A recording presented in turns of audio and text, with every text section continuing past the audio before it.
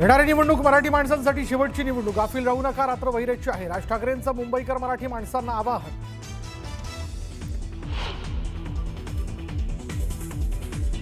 अजित पवारांच्या राष्ट्रवादीनं प्रतिस्पर्धी आमदारांना उमेदवारांना प्रत्येकी 20 लाख रुपये देऊन फोडलं. युगेंद्र पवारांचा बारामतीत आरोप.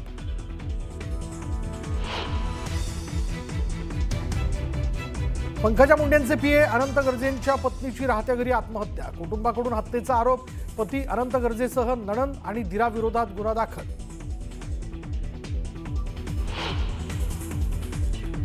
विधानसभेला मला पाडण्यासाठी भाजपनं शेकापला मदत केली. शहाजी बापू पाटलांचा गंभीर आरोप. मी लढणारी औलाद म्हणत दिला इशारा.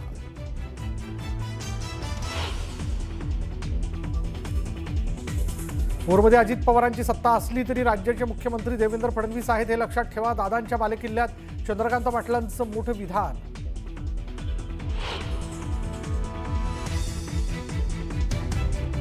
काँग्रेस तुम्हाला चिंतित करून मारल्याशिवाय राहणार नाही. बावनकुळेंच्या किंचित काँग्रेसच्या टीकेवर वडेट्टीवारांचा पलटवार.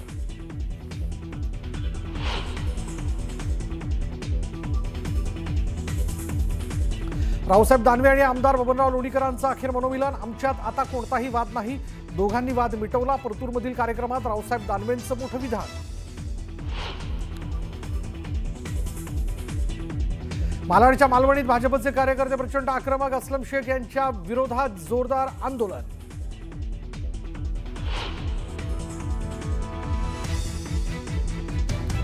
नवी मुंबईत अमित ठाकरेंचं शक्ती प्रदर्शन. अमित ठाकरेंनी स्वतः पोलीस ठाण्यात जाऊन नोटीस स्वीकारली.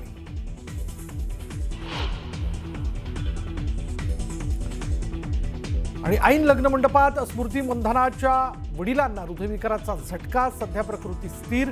विवाह सोहळा पुढे ढकलला.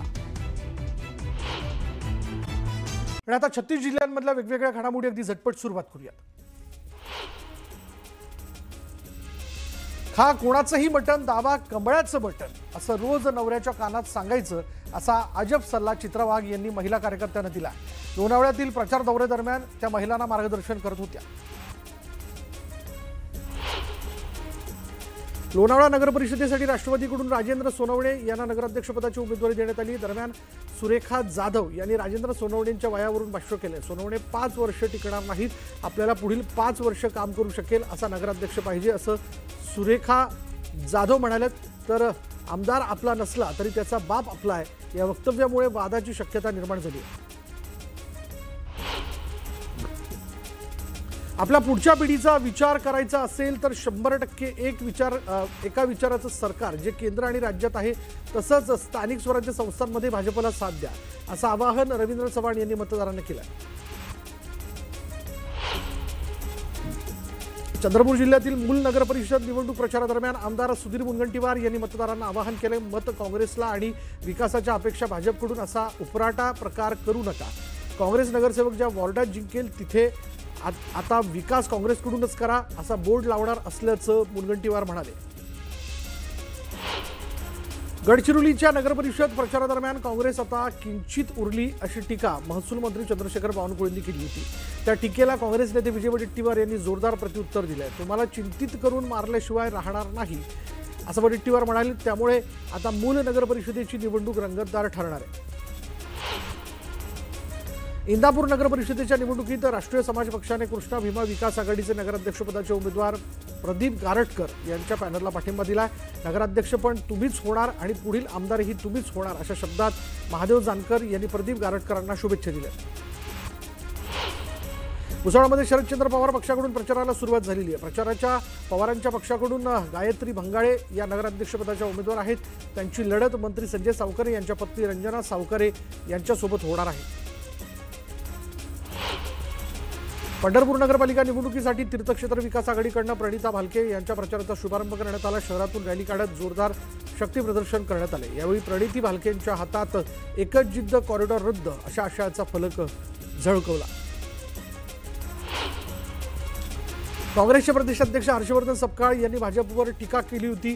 राज्यातील 14 कोटी जनता यांना खाईत ढकलेल त्यांच्या या टीकेला महसूल मंत्री चंद्रशेखर बावनकुळे यांनी प्रत्युत्तर दिले. काँग्रेसला पराजय जवळ दिसत असून काँग्रेस पार्टी यातून सावरत नाही म्हणूनच अशी टीका केल्याचं बावनकुळेंनी म्हटलं. नांदेडमध्ये काँग्रेस आणि वंचितची युती तुटली आहे। दोन्ही पक्षाच्या नेत्यांनी संयुक्त पत्रकार परिषदेत युतीची घोषणा केली होती, मात्र निवडणुकीपूर्वीच काँग्रेस आणि वंचितची युती तुटली। समान जागा वाटपाचं धोरण ठरलेलं असताना काँग्रेसने केवळ 4 जागा देऊन पाठीत खंजीर खुपसला असा आरोप वंचितने केला। हिंगोलीच्या वसमत शहरात महाविकास आघाडीचे पदाधिकारी आणि कार्यकर्त्यांची आढावा बैठक पार पडली। नगराध्यक्षपदाचे उमेदवार अब्दुल सीमा हाफिज यांच्या प्रचारार्थ आढावा बैठकीचं आयोजन करण्यात आलं होतं। अंबरनाथमध्ये दारोदारी जाऊन वासुदेवाच्या माध्यमातून मतदानासाठी जनजागृती केली जाते। शिवसेनेच्या या आगळ्या वेगळ्या प्रचाराची सर्वत्र चर्चा आहे।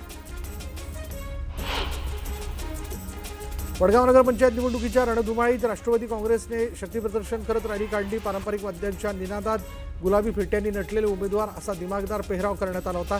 रॅलीत आमदार सुनील शेळके, शहराध्यक्ष उमेदवार, नगराध्यक्षपदाचे उमेदवार जे आहेत अबोली ढोरे यांच्यासह सर्व नागरिक, नगरसेवक सहभागी झाले होते। वर्ध्यात सर्वच राजकीय पक्ष प्रचारात गुंतल्याचं दिसून येत आहे। शिवसेना शिंदे गटाचे उमेदवार रविकांत बालपांडे यांनी पदयात्रेवर भर दिला।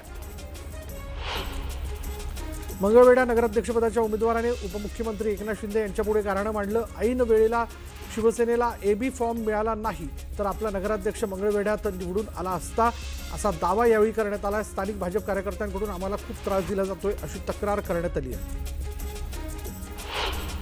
बुलढाणा जिल्ह्यातील नांदुरा नगरपालिकेमध्ये तिरंगी लढतीचं चित्र असलं तरी खरा सामना हा भाजपच्या मंगला मुर्हेकर विरुद्ध अपक्ष उमेदवार रेखा इंगळे यांच्यामध्ये होणार आहे। भाजप विरुद्ध अपक्ष असा थेट सामना रंगणार आहे।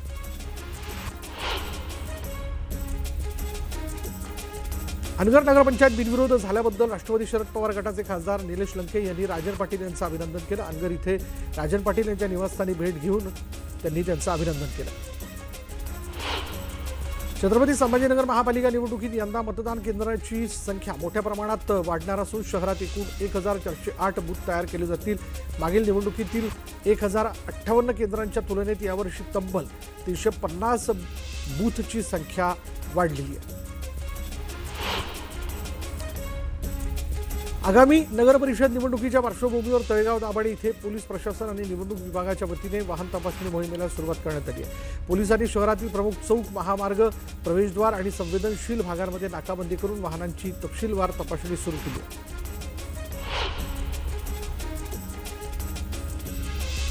रत्नागिरी नगर परिषदेच्या निवडणुकीचा प्रचार आता शिगेला पोहोचलाय। महायुतीच्या उमेदवारांकडून घरोघरी प्रचारावर भर दिला जातोय। प्रभाग क्रमांक 7 मध्ये युतीतील शिवसेना शिंदे गटाकडून श्रद्धा संजय हळदणकर आणि गणेश भारती हे उमेदवार रिंगणात आहेत। दोघांकडून सध्या घरोघरी प्रचार सुरू आहे। संगमनेर नगरपालिका निवडणुकीत शिवसेना शिंदे गटाच्या आमदाराने भाजपच्या माजी नगरसेविकेचं तिकीट नाकारलं असल्याचा आरोप करत थेट बंडखोरी करत आता नगराध्यक्षपदासाठी उमेदवारी अर्ज कायम ठेवला आहे। इतकी वर्ष पक्षात काम करून आमच्यावर अन्याय झाल्याची भावना मेघा भगत यांनी व्यक्त केली, तर अमोल खताळ हे निवडणुकीतील राग आमच्यावरती काढत असल्याची टीका दीपक भगत यांनी केली। गुग्गूस नगर परिषद ही चंद्रपूर जिल्ह्यात नव्यानेच तयार झालेली नगर परिषद आहे आणि त्यामुळे नगरपंचायतीकडून नगर परिषदेकडे वाटचाल करणाऱ्या या शहराचा पहिला नगराध्यक्ष कोण होणार आणि कोणाची सत्ता येणार याबाबत सर्वांमध्ये उत्सुकता आहे। या नगर परिषदेसाठी 22 नगरसेवक निवडून द्यायचे असून नगराध्यक्षपद हे अनुसूचित जातीच्या महिलेसाठी आरक्षित आहे। महाराष्ट्राच्या सत्तेत 3 पक्ष एकत्र असले तरी स्थानिक स्वराज्य संस्थांच्या निवडणुकीमध्ये तळागाळात वेगळी परिस्थिती पाहायला मिळते। छत्रपती संभाजीनगर जिल्ह्यात शिंदे सेनेचे सर्वाधिक आमदार आहेत आणि त्यामुळे आमचाच उमेदवार असायला हवा असा त्यांचा आग्रह आहे। जिल्ह्यात 7 ठिकाणी निवडणूक होत असून सर्वाधिक ठिकाणी भाजप आणि शिंदेची शिवसेना आमनेसामने आले। शिरूर नगर परिषदेत विद्यमान आमदार आणि माजी आमदारांची प्रतिष्ठा पणाला लागली असून या ठिकाणी दोन्ही राष्ट्रवादी, शिवसेना आणि भाजप एकमेकांविरोधात ठाकलेत। मात्र जनता आम्हालाच विकासाच्या जोरावर संधी देईल असा विश्वास माजी आमदार अशोक पवार आणि महाविकास आघाडीच्या राष्ट्रवादी शरद पवार पक्षाच्या नगराध्यक्षपदाच्या उमेदवार अलका खांड्रे यांनी व्यक्त केला।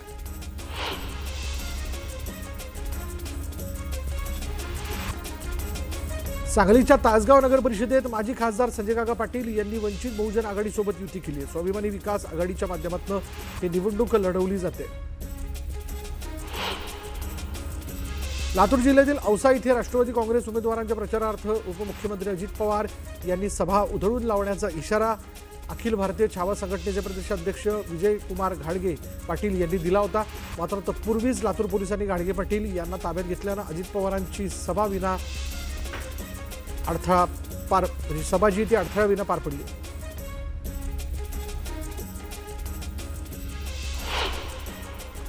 एक ब्रेकिंग न्यूज, टीईटीचा पेपर 3 लाखांना विकण्याचा प्रयत्न करण्यात आलेला आहे। 8 जणांवर मुरगुड पोलीस ठाण्यामध्ये गुन्हा दाखल करण्यात आला आहे। 16 लाखांचा मुद्देमाल पोलिसांकडून जप्त करण्यात आला आहे। सोनगे गावातील फर्निचर दुकानात हा व्यवहार सुरू होता। आता क्षणाची मोठी बातमी आपण बघतोय, टीईटीचा पेपर 3 लाखांना विकण्याचा प्रयत्न केला जात होता। याबद्दल आता 8 जणांवर मुरगुड पोलीस ठाण्यामध्ये गुन्हा दाखल करण्यात आला आहे। 16 लाखांचा मुद्देमाल पोलिसांकडून जप्त करण्यात आल्याचं कळतंय आणि सोनगे गावातल्या फर्निचर दुकानात हा सगळा व्यवहार सुरू होता। याची माहिती मिळताच पोलिसांनी याबद्दल कारवाई केलेली आहे। टीईटीचा पेपर हा 3 लाखांना विकण्याचा प्रयत्न जो आहे तो करण्यात आला। अधिक माहिती आपण जाणून घेणार आहोत। आमचे प्रतिनिधी ज्ञानेश्वर साळोखे आता क्षणाला आपल्याबरोबर। ज्ञानेश्वर, काय माहिती याबद्दल? कोल्हापूरमध्ये टीईटीचा पेपर फोडण्याचा प्रयत्न झाला, मात्र प्रशासनाच्या आणि पोलिसांच्या या सतर्कतेमुळे हा सगळा प्रकार आहे तो आता टळला गेल्याचं पाहायला मिळते। खरं तर आज राज्यभरात टीईटीची परीक्षा होत होती आणि या परीक्षेच्या दरम्यान कोणताही गैरप्रकार होऊ नये म्हणून जिल्हा प्रशासन अलर्ट मोडवरती होतं आणि असंच असताना काल रात्री एका ठिकाणी आहे ते टीईटीचा पेपर फोडण्यासाठी काही मंडळी जमल्याचे आहे ते पोलिसांना माहिती मिळाली। त्यानुसार सोनगे इथल्या फर्निचर दुकानावरती पोलिसांनी छापा टाकला। त्यावेळी या ठिकाणी काही संशयास्पद आहे ते पोलिसांना आढळून आले। त्यानुसार पोलिसांनी अधिक चौकशी केली असता हे सगळे प्रकार आहे तो टीईटीचा पेपर फोडण्यासाठी एकत्र जमल्याचं दिसून आलं आणि त्यामध्ये प्रिंटर, कॉम्प्युटर असं यासह जवळपास 16 लाखाचा मुद्देमाल आहे ते पोलिसांनी जप्त केलेले। साधारण 3 लाखाला हा पेपर आहे तो विकत दिला असल्याची माहिती आहे ती पोलीस तपासामध्ये पुढे आल्या। त्यासोबतच काही उमेदवारांची प्रमाणपत्र घेऊन त्यांना प्रश्नपत्रिका दिली होती। मूळ प्रमाणपत्र त्यांच्या ताब्यात ठेवून घेतली होती आणि परीक्षा पास झाल्यानंतर ही प्रमाणपत्र आहे ती त्यांना वितरित करण्यात येणार होती। एकूणच हा सगळा गैरव्यवहार आहे तो रोखण्याचा प्रयत्न आहे तो पोलिसांच्याकडून झाला। त्यामुळे टीईटी मधला पेपर फुटीचा प्रकार रोखण्यामध्ये कोल्हापूर पोलिसांना यश आल्याचं पाहायला मिळते। याची आता अधिक व्याप्ती आहे ती वाढण्याची शक्यता आहे। त्यांना पेपर कुणी पुरवला, कुणाकडून पुरवला गेला आणि ते कुणाकुणाला संपर्कात होते, कुणाला ते पेपर दिला गेला याची माहिती आता पोलीस घेताना पाहायला मिळतात। यावरून आता जवळपास 8 जणांना अटक करण्यात आली आहे तर 10 जणांना ताब्यात घेऊन त्यांची चौकशी पोलिसांनी सुरू केलेली आहे। या प्रकरणात आता मुख्य सूत्रधार हाती लागतो का हे पाहणं आता महत्त्वाचं असणार आहे। धन्यवाद ज्ञानेश्वर या सगळ्या तपशिलाबद्दल।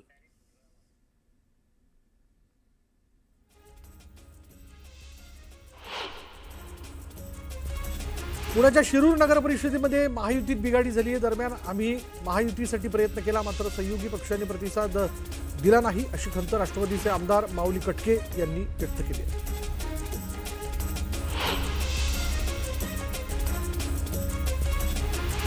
मुंबई महानगरपालिकेने जाहीर केलेल्या प्रभाग आरक्षणावर 129 हरकती सूचना दाखल करण्यात आलेल्या आहेत। यावर आता पालिका सुनावणी घेऊन 28 नोव्हेंबर रोजी अंतिम आरक्षण विहित नमुन्यात सादर करण्यात येणार आहे।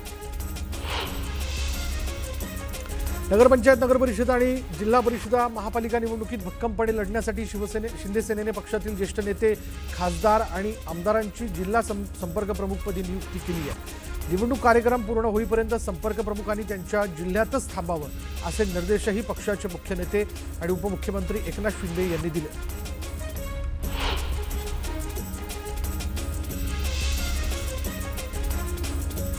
मुंबई महापालिका निवडणुकीत मनसेला सोबत घेऊन महाविकास आघाडीत पुन्हा एकदा मतभेदांचं वादळ उठलंय। महाविकास आघाडीतील काँग्रेस, उद्धव सेना आणि राष्ट्रवादी शरद पवार गटाच्या वेगवेगळ्या भूमिका समोर आलेल्या आहेत तर दुसरीकडे ज्येष्ठ नेते शरद पवार यांच्या उपस्थितीत झालेल्या बैठकीत मुंबईच्या पदाधिकाऱ्यांनीही मनसेला सोबत घेण्याची तयारी दर्शवली। राज्यातील 29 महानगरपालिकांच्या निवडणुकीच्या तयारीचा भाग म्हणून मतदार याद्यांचे प्रभागनिहाय विभाजन संबंधित महानगरपालिका आयुक्तांच्या स्तरावर पूर्ण केलेले आहेत आणि या प्रारूप यादीतील चुका, हरकती आणि सूचनांसाठी नागरिकांनी 27 नोव्हेंबरपर्यंत महापालिकेकडे अर्ज दाखल करावा असं आवाहन राज्य निवडणूक आयोगाने केलं आहे।